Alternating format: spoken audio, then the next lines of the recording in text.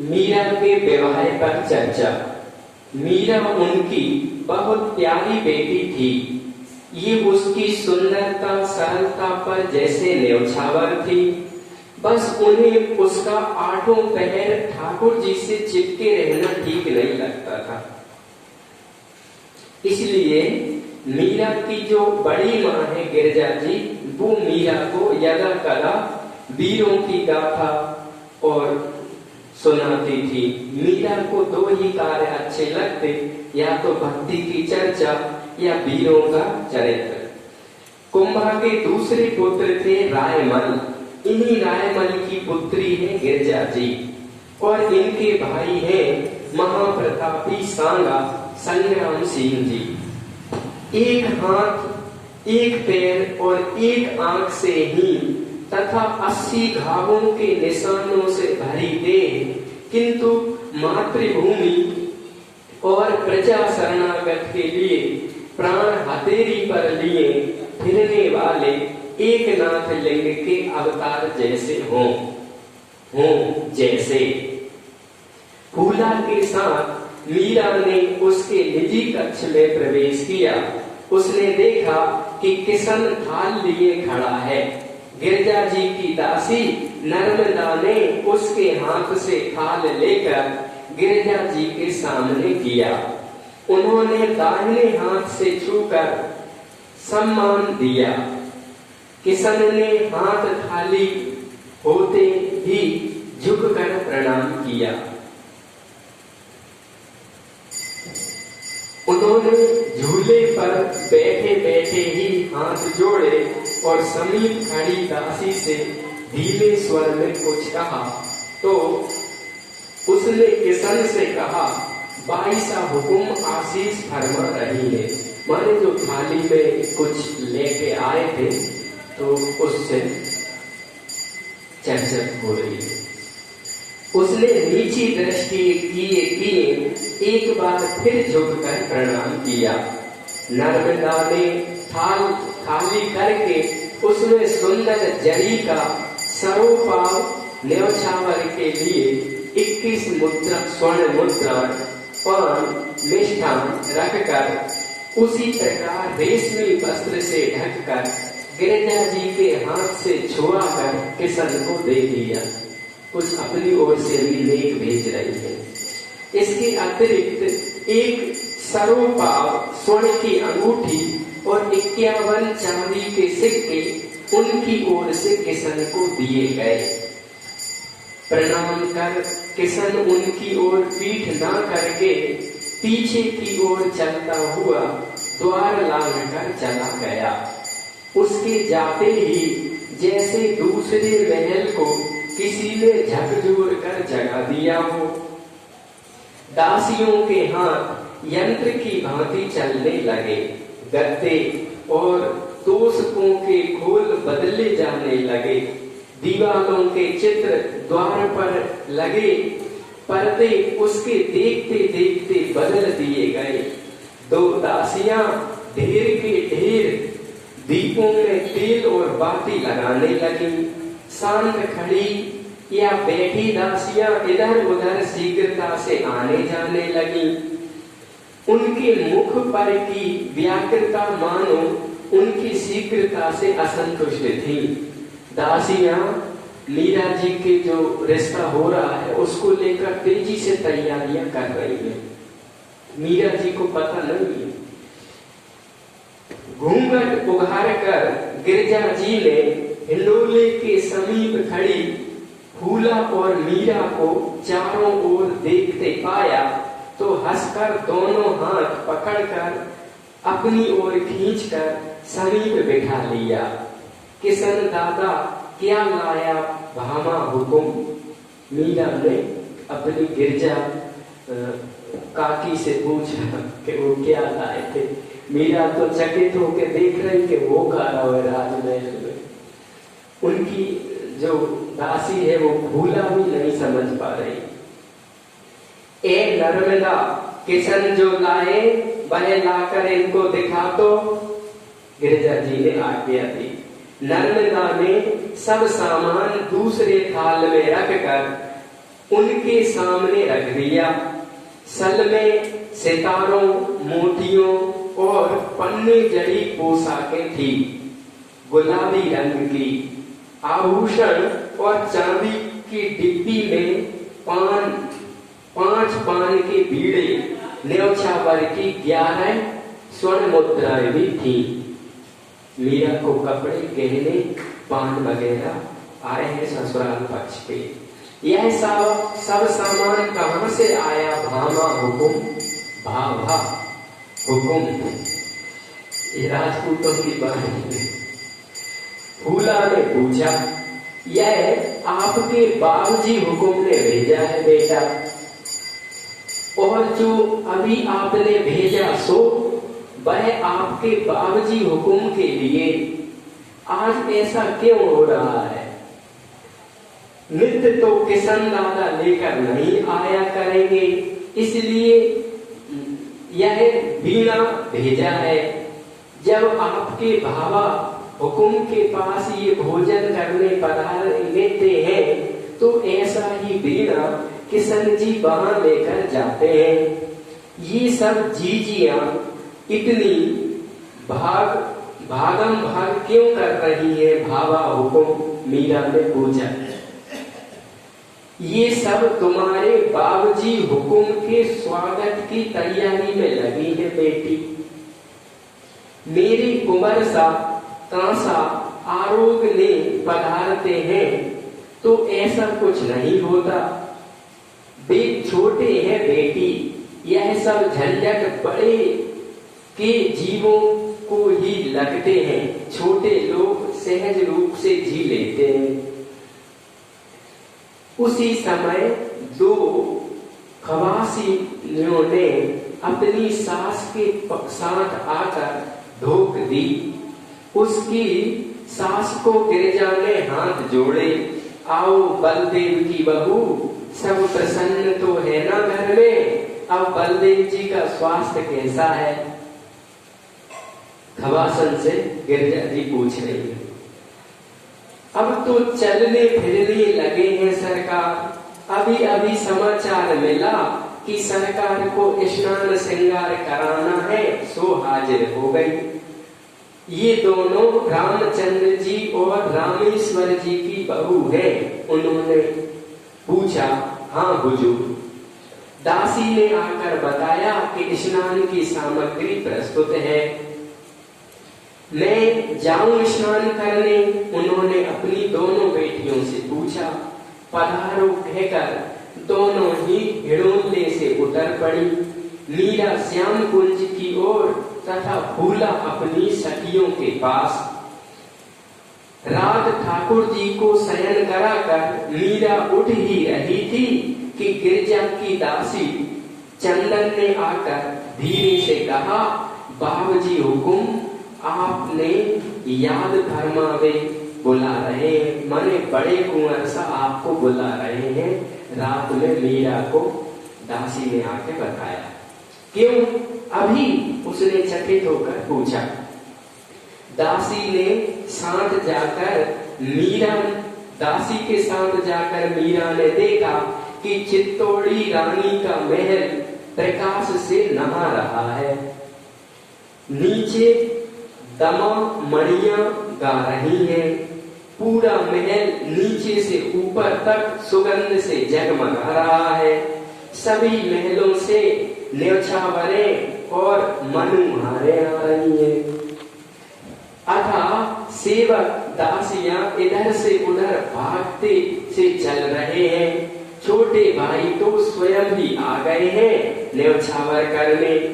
उसकी बड़ी माँ भी उस अमूल्य पोशाक में कितनी सुंदर लग रही थी।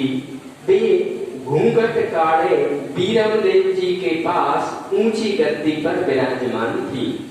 दोनों को देखकर लगता था अभी अभी विवाह से लौट मोर कंगन खोल कर बैठे हों। मीरा के माता पिता सजे बैठे हैं, पूरा महल सजा है।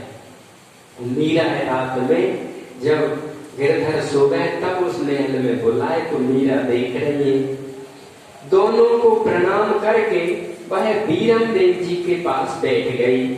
तुम्हारी यह माँ कैसी लगती है तुम्हें? उन्होंने मुस्कुराकर पूछा।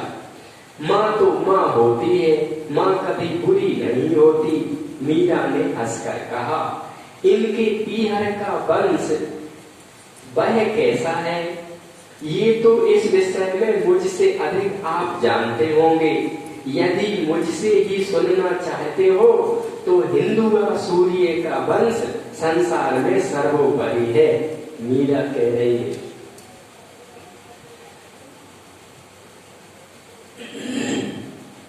क्या हमने भी अधिक बेटी? आज बीरम देव जी प्रसन्न जान पड़ते थे, इस पर भी उनसे बात करने की हिम्मत कम से कम बच्चों को ही हो पाती थी। केवल मीरा थी जो ना किसी से अनावश्यक लाज करती थी, ना उसे किसी से भय था। तो बच्ची ये बात नहीं कर पाती थी बीरम देव जी से। मेरी समझ में तो बाबूजी हुकुम आरंभ में ही सभी वंश श्रेष्ठ ही होते हैं। उनके किसी वंशज के दुष्ट कर्म के कारण अथवा हल्की जगह विवाह संबंध से ही लघुता आ जाती है।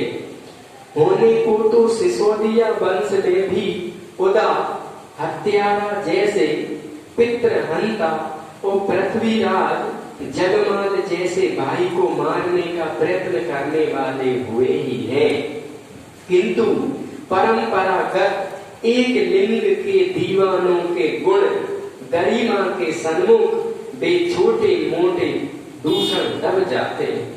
माने भगवान की भक्ति के कारण जो एक नाथ लिंग है उनके कुलभूज, उनके कारण दुष्ट के ताकि छोटे मोटे दब जाते हैं। उसने हंसकर बड़ी माँ की ओर देखा।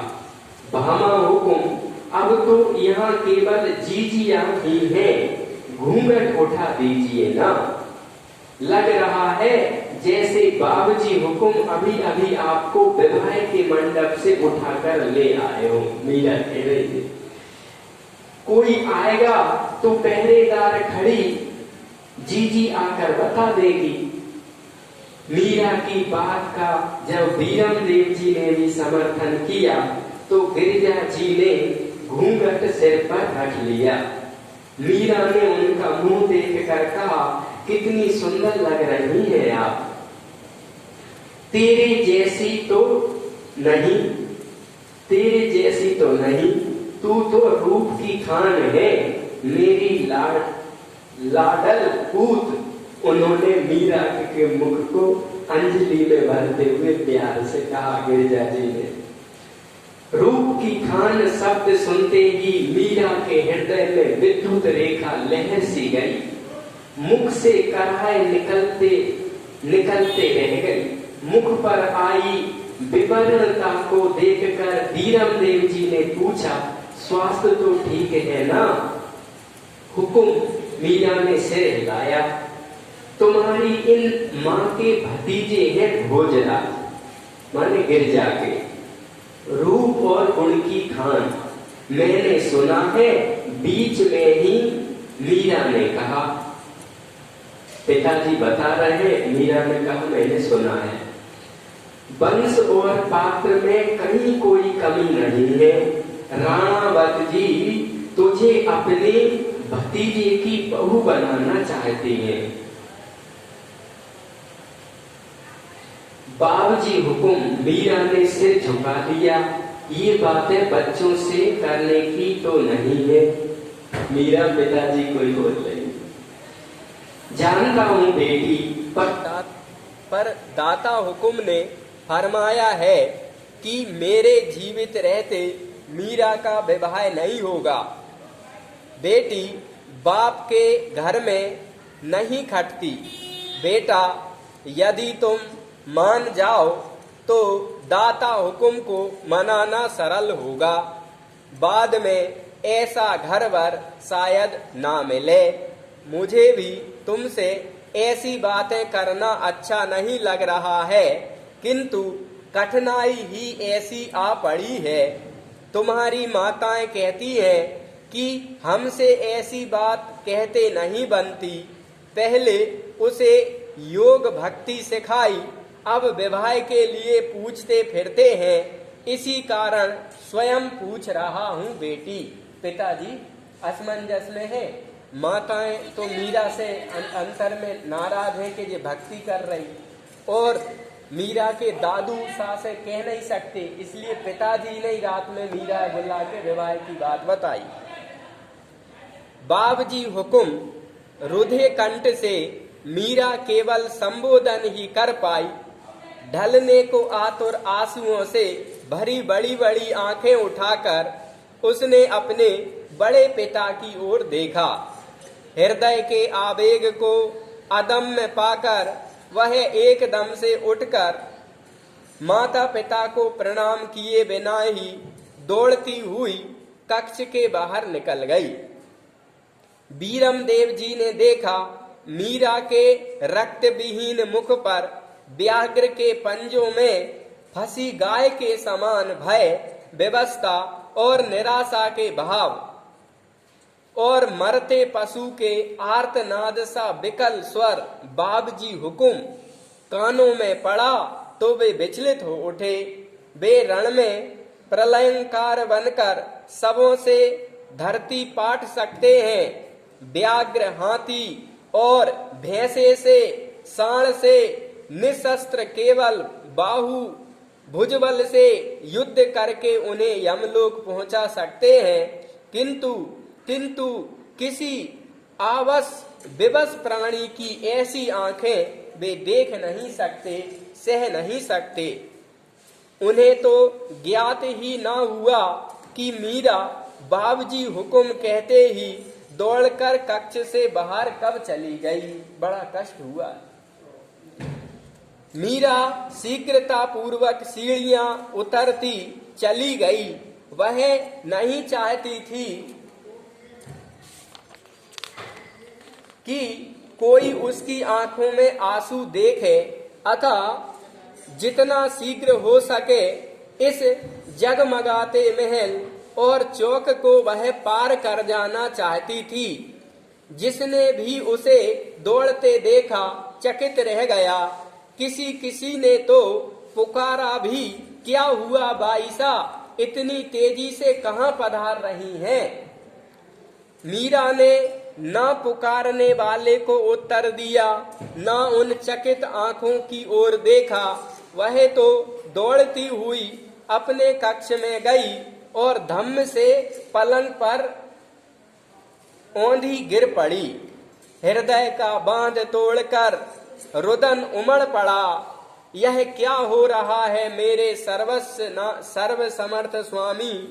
अपनी पत्नी को दूसरे के घर देने अथवा जाने की बात तो साधारण से साधारण, कायर से कायर राजपूत भी नहीं कर सकता।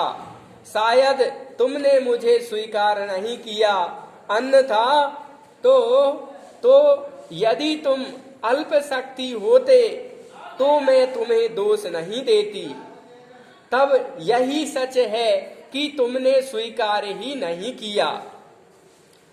ना किया हो, स्वतंत्र हो तुम, किसी की मेघ तो नहीं है तुम पर। मैंने तो स्वीकार कर लिया है कि तुम्हें अपने पति के रूप में मैं कैसे अब दूसरा पति बन लूं? और कुछ ना सही शरणागत समझकर ही रक्षा करो ऐसा कहते। अरे ऐसा तो निर्बल से निर्बल राजपूत भी नहीं होने देता। यदि कोई सुन भी लेता है कि अमुक कुमारी ने उसे वर्ण किया है, तो प्राणपण से वह उसे बचाने अपने यहाँ लाने का प्रयत्न करता है। तुम्हारी शक्ति तो अनंत है। करुणा वरुणालय हो, शरणागत वत्सल हो, पतित पावन हो, दीन बंधु हो, अनंत सौंदर्य पारावार हो, भक्त भयहारी हो। कहाँ तक गिनाऊं इन्हीं बातों को सुन सुनकर तो हृदय में आग लगी श्याम सुंदर। मेरे प्राण तुम्हारी लगाई यह आग अब दावा अग्नि बन गई है, अब मेरे बस की नहीं रही। इतनी अनीति मत करो मोहन, मत करो मत करो। मेरे तो तुम ही रक्षक हो, तुम ही सर्वस्व हो। अपनी रक्षा के लिए मैं किसे पुकारूं, किसे पुकारूं। मीरा अचेत हो गई उस हंसी खुशी राग रंग के बीच में। कोई न जान सका कि दुख के सागर में डूबकर अपने कक्ष में मीरा अचेत पड़ी है।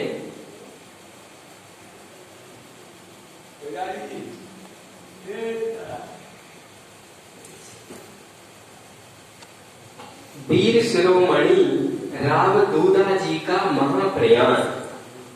राव दूधा जी अब अस्वस्थ रहने लगे थे। अपना अंत समय समीप जानकर ही संभवतः उनकी ममता मीरा पर अधिक बढ़ रही थी। उसके मुख से भजन सुने बिना उन्हें दिन सूना लगता था। मीरा भी समय मिलते ही उनके पास जा बैठती, उनके साथ भगवत चर्चा करती, अपने और अन्य संतों के रचे हुए पद सुनाती। ऐसे ही उस दिन भी मीरा श्याम कुंज में गिरधर लाल की सेवा पूजा करने के बाद पद गा रही थी।